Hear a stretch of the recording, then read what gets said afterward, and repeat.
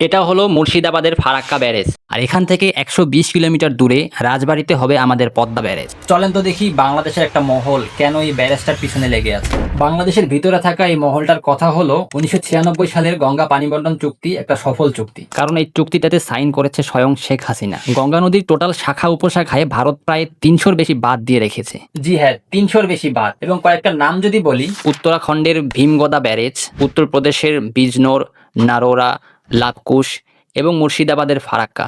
এবং এদের প্রত্যেকটার থেকে ফিডার খালের মাধ্যমে ভারত একটা ম্যাসিভ অ্যামাউন্টের পানি ছড়িয়ে থাকে। শেষ পর্যন্ত ফারাক্কাতে যে পানি আসে সেটুকুই হয়ে যায় ছোট নদীর মতো।